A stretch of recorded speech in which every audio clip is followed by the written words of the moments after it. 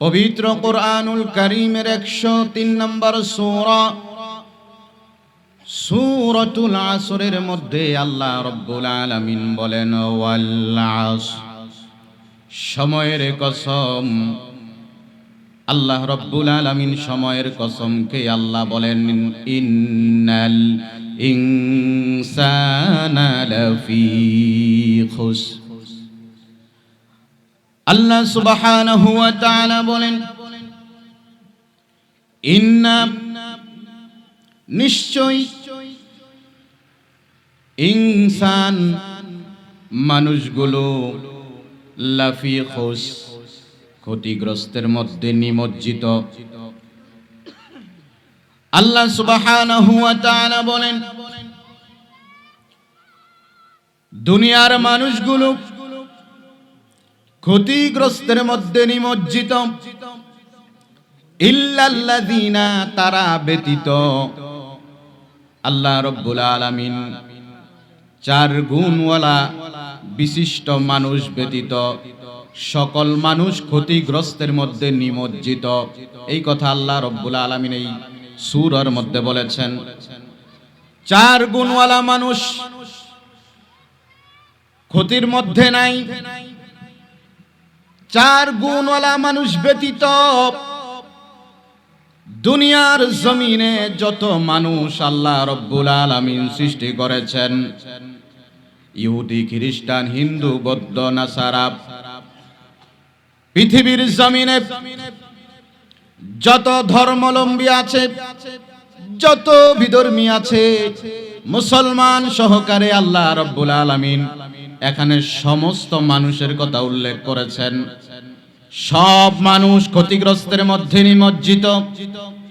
শুধুমাত্র কেবলমাত্র 4 গুণওয়ালা মানুষ ক্ষতির মধ্যে নাই। কয় গুণ? জোরে বলেন, কয় গুণওয়ালা মানুষ ক্ষতির মধ্যে নাই? 4 গুণওয়ালা মানুষ ক্ষতির মধ্যে নাই। 1 নম্বর গুণ হলো আল্লাহ রাব্বুল আলামিন বলেন আমানু, যারা ঈমান এনেছে। যারা কি করছে? যারা ঈমান এনেছে। ওয়া আমিলুস সলিহাত, 2 নম্বর গুণ হলো যারা ঈমান আনার সাথে সাথে সৎ কাজ করেছে। কোন কাজ? জোরে বলেন, কোন কাজ?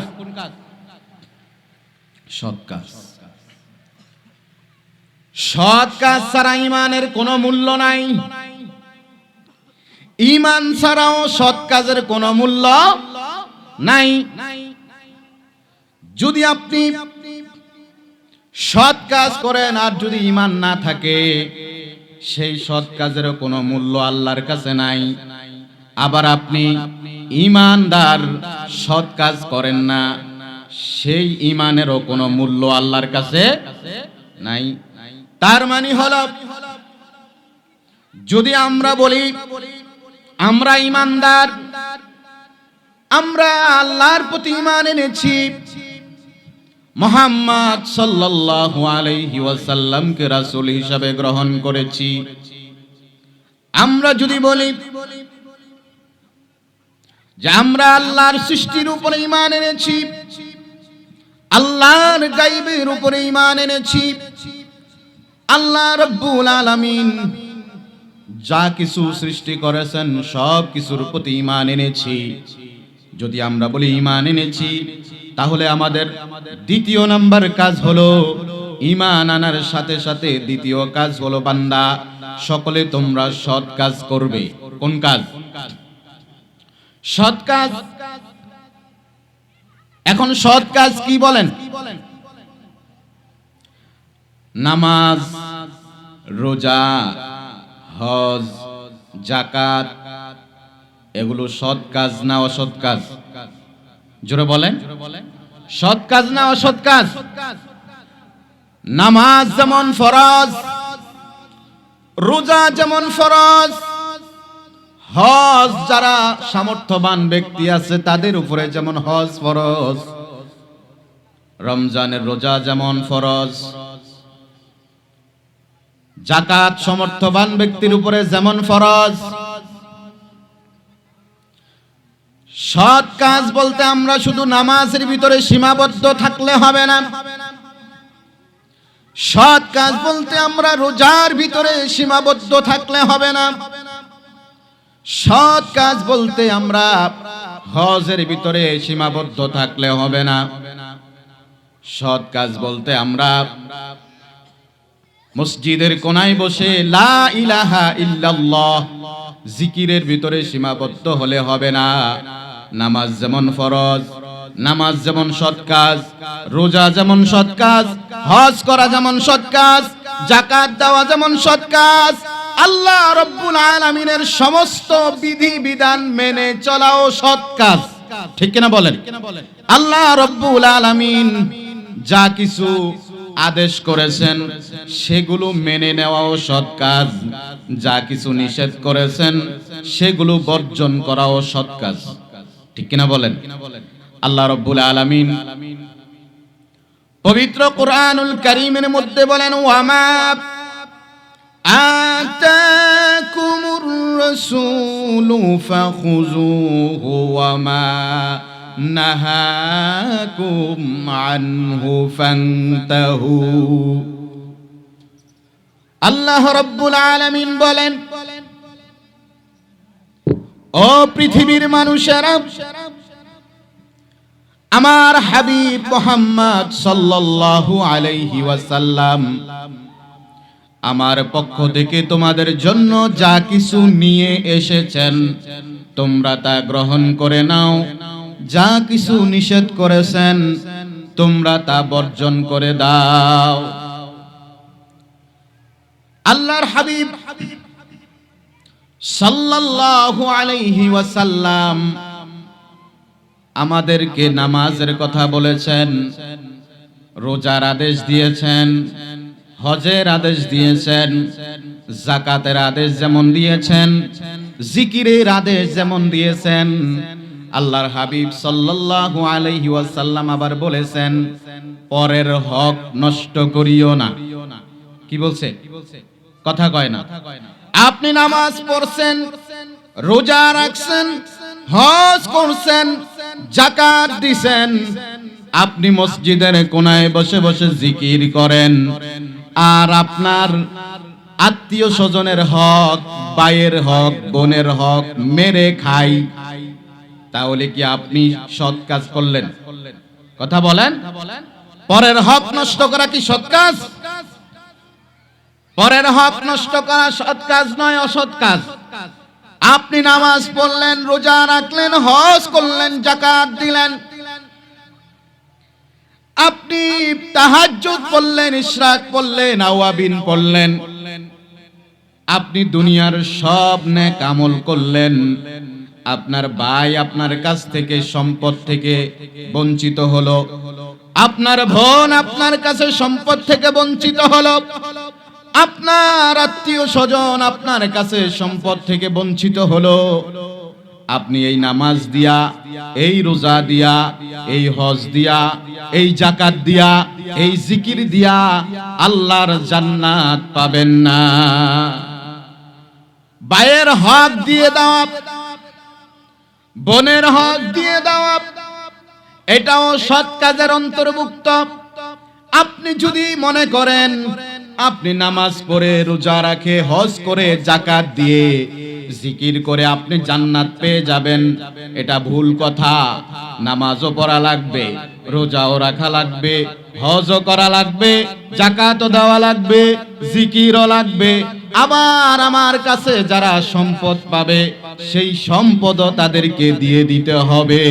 ঠিক কিনা বলেন? আমার বাবারা, বন্ধুরা, ভাইয়েরা, আল্লাহর হাবিব সাল্লাল্লাহু আলাইহি ওয়াসাল্লাম বলেছেন, বান্দা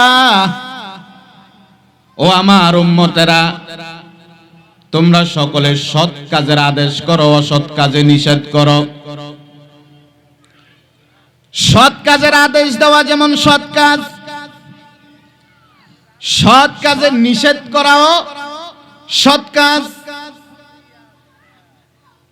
এই জমিনে অনেক মুসলমানের ঘরের সন্তান আছি আমরা, আমরা সবাই নিজের মুসলমান দাবি করি, কারণ আমার বাবা মুসলমান, আমার দাদা মুসলমান, আমার পূর্বপুরুষ মুসলমান। মুসলমান পূর্বপুরুষ হওয়ার কারণে সিরিয়ালে আমি মুসলমানের ঘরে জন্ম নেওয়ার কারণে আমিও মুসলমান হয়ে গেলাম। কারণ মুসলমানের ঘরে জন্ম নিছি, আল্লাহকে স্বীকার করি, নবীকেও স্বীকার করি, কিন্তু মদ খায়, গাঁজা খায়, সুদ খায়, ঘুষ খায়, জেনা করে, ব্যভিচারে লিপ্ত আছে না নাই? জোরে বলেন আছে না নাই?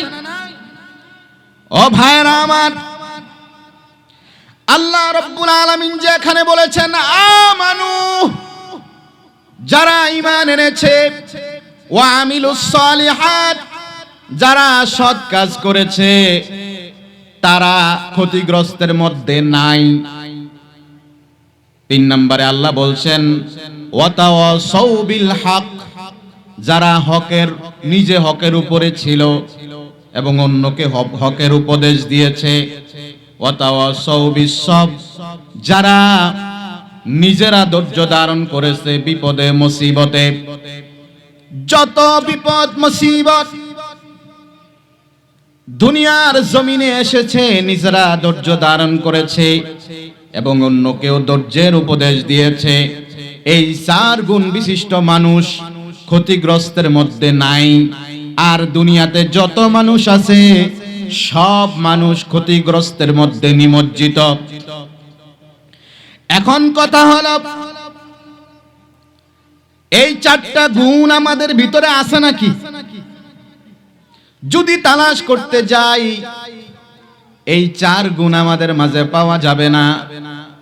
আমরা নিজেকে ঈমানদার দাবি করি, নামাজও পড়ি, মিথ্যাও বলি, আছে না নাই? নামাজও পড়ি, মিথ্যাও বলি, রোজা রাখি, সুদ খাই। রমজান মাসে আমার দেখা একজন বান্দা এতেকাফে বসছে। কিসে বসছে? এতেকাফে বসছে। এখন সারা দিন রোজা রাখছে, রাতের বেলা এতেকাফ করবে, টয়লেটের ভিতরে যাইয়া বিড়ি খায়। কি খায়? টয়লেটে যায় বিড়ি খায়। আমার চোখের দেখা। তাহলে ভাইয়েরা আমার, বাবারা আমার, বন্ধুরা আমার, আপনি সারাদিন নামাজ পড়লেন, রোজা রাখলেন, হজ করলেন, যাকাত দিলেন, আপনি সুদ খাইলেন, এই নামাজ, এই রোজা, এই হজ, এই যাকাত আপনাকে ক্ষতির হাত থেকে বাঁচাইতে পারবে না। আপনি নামাজ পড়লেন, রোজা রাখলেন, হজ করলেন, যাকাত দিলেন, এই নামাজ, এই রোজা, এই হজ, এই যাকাত, এই জিকির, তাহাজ্জুদ, আওয়াবিন,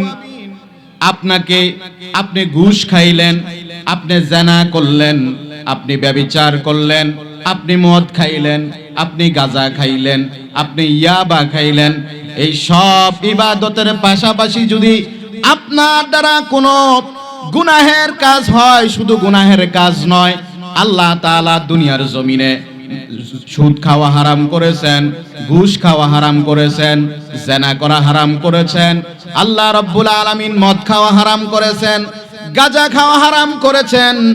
এত হারাম আপনি পালন করার পরেও আপনি যদি বলেন আপনার ঈমান ঠিক আছে, অনেক মানুষ আছে না, নামাজও পড়ে না, রোজাও রাখে না, আবার রমজান বেলা মাশাআল্লাহ রমজান মাস আসলে খাবার যত বেশি খাওয়া যায় প্রতিযোগিতা করে, আছে না নাই?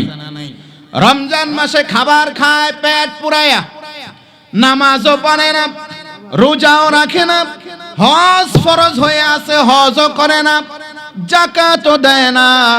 ওই বান্দা আল্লাহর সাথে কোনো সম্পর্ক নাই, বলে আমি নামাজ না পড়লে কি হবে, আমার ঈমান ঠিক আছে। কি ঠিক আছে? ঈমান ঠিক আছে। কিন্তু আল্লাহ রাব্বুল আলামিন বলছেন আমানু, ঈমান আনার সাথে সাথে ওয়া আমিলুস সালিহাত, সৎ কাজ করার কথা বলেছেন। তো আপনি যদি ইমানদার দাবি করেন তাহলে আপনি সৎ কাজ করবেন না ছেড়ে দিবেন? কথা বলেন। আপনি মনে করিয়েন না নামাজ ছাড়া, রোজা ছাড়া, হজ ছাড়া, যাকাত ছাড়া আপনি মনে করিয়েন না আল্লাহ রাব্বুল আলামিনের হাবিব মুহাম্মদ সাল্লাল্লাহু আলাইহি ওয়াসাল্লাম আমাদেরকে যা কিছু আদেশ করেছেন, যা কিছু নিষেধ করেছেন, সব কিছু আমরা আদেশগুলো যদি গ্রহণ করে না নেই, নিষেধগুলো যদি বর্জন না করি, আপনি মনে করিয়েন না আপনি ইমানদার দাবি করলেই আল্লাহ আপনাকে জান্নাত দিয়া দিবে। প্রিয় বাবারা আমার, ভাইয়েরা আমার, বন্ধুরা আমার, আল্লাহ রাব্বুল আলামিন দুনিয়ার জমিনে আমাকে আপনাকে প্রেরণ করার পর আল্লাহ রাব্বুল আলামিন আপনাকে আমাকে একটা হুকুম দিয়েছেন। আল্লাহ রাব্বুল আলামিন বলেন, ওয়ামা খালাকাতুল জিন্না ওয়াল ইনসা ইল্লা লিয়াবুদুন। আল্লাহ রাব্বুল আলামিন বলেন, পৃথিবীর জমিনে আমি আল্লাহ রাব্বুল আলামিন জিন এবং মানুষকে আমি আল্লাহ তাআলা আমার গোলামির জন্য, আমার দাসত্বের জন্য পাঠিয়েছি। এখন আল্লাহর গোলামি কি? 5 ওয়াক্ত নামাজ পড়লাম, রমজান মাসের রোজা রাখলাম, হজের সময় হজ করলাম, যাকাতের সময় যাকাত দিলাম। এটাই শুধু আল্লাহর ইবাদত নয়, আল্লাহর গোলামি নয়। এটা যেমন আল্লাহর গোলামি, আল্লাহর দাসত্ব, দুনিয়াতে চলা অবস্থায় আল্লাহ রাব্বুল আলামিনের জমিনে আল্লাহর দ্বীন কায়েম করাটাও ইবাদত। আল্লাহর দ্বীন কায়েম করা কি? ইবাদত। আল্লাহ রাব্বুল আলামিন বলেছেন, বান্দা, ইয়া আইয়ুহাল্লাযীনা আমানু দুখুলু ফিস-সিলমি কাফা ওয়া লা তাত্তাবিউ খুতুওয়াতিশ শাইতান। আল্লাহ রাব্বুল আলামিন বলেন, হে ঈমানদারেরা, তোমরা যারা ঈমান এনেছ, তোমাদেরকে বলছি, উদখুলু ফিস-সিলমি কাফা, ইসলামের ভিতরে পরিপূর্ণভাবে প্রবেশ করো। কিভাবে? পরিপূর্ণভাবে প্রবেশ করো। আপনি নামাজ পড়ছেন, রোজা রাখছেন, হজ করছেন, যাকাত দিছেন, জিকির করছেন, এতটুকু মানছেন। মসজিদে আল্লাহরে মানছেন, এই যে এখন মাহফিলে আসছেন আল্লাহকে মানছেন, মসজিদে গেলে আল্লাহকে মানবেন, মাদ্রাসায় গেলে আল্লাহকে মানবেন, আর বাকি সময় আল্লাহর দরকার নাই। কি কোন? বাকি সময় আল্লাহ লাগবে না? তাহলে কিছু মানলেন আর কিছু মানলেন না, আপনি কি ইসলামের ভিতরে আছেন? আল্লাহ বলছেন ইসলামের ভিতরে উদখুলু ফিস-সিলমি কাফা, পরিপূর্ণভাবে প্রবেশ করো। কিভাবে? একটু আর একটু প্রবেশ করছেন আর একটু করলেন না, মানে যেটা আমার সুবিধা সেটা মানছি, আর যেটা আমার সুবিধা মতো না সেটা আমি মানি নাই। তাহলে কি ইসলামের ভিতরে ঢুকলাম?